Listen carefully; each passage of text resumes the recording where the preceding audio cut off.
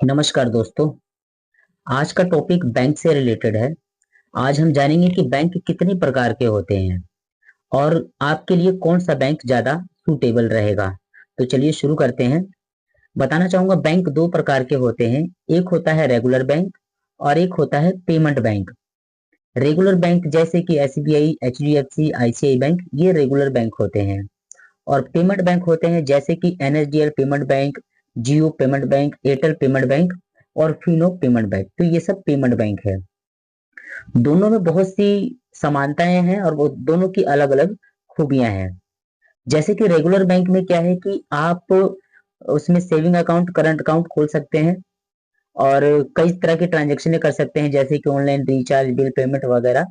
और इसमें क्या है कि रेगुलर बैंक में आपको लोन की एक सुविधा दी जाती है, जैसे कि personal loan, home loan, car loan, इन सब की सुविधा दी जाती है। और साथ ही साथ आपको क्रेडिट कार्ड की भी सुविधा प्रोवाइड की जाती है।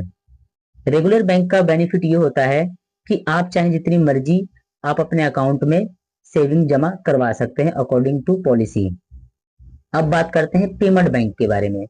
पेमेंट बैंक वो होते हैं जिनका कोई ऑफिशियली ज्यादा ब्रांच ज्यादातर नहीं होता।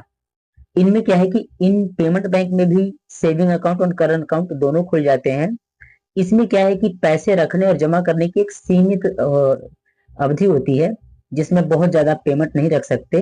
कई बैंकों में 2 लाख से ऊपर की अमाउंट आप ज्यादा नहीं रख सकते। बिल पेमेंट आप रेगुलर बैंक में भी कर सकते हैं और पेमेंट बैंक में भी आप कर सकते हैं। लेकिन पेमेंट बैंक में आपको किसी भी प्रकार की लोन की सुविधा प्रोवाइड नहीं की जाती, जैसे कि होम लोन, कार लोन। और पेमेंट बैंक में क्रेडिट कार्ड की भी सुविधा उपलब्ध नहीं होती है। रेगुलर बैंक के जो ज्यादातर यूज में होते हैं वो बड़े बड़े बिजनेस, बड़े खाते, सेविंग खाते, बचत खाते, इन सब के लिए यूज किया जाता है। और जो पेमेंट बैंक है वो छोटी मोटी ट्रांजैक्शन के लिए ज्यादातर यूज किए जाते हैं। तो और भी इसमें कई बेनिफिट्स हैं, जैसे कि रेगुलर बैंक में आप किसी भी तरह का ईसीएस लगवा सकते हैं।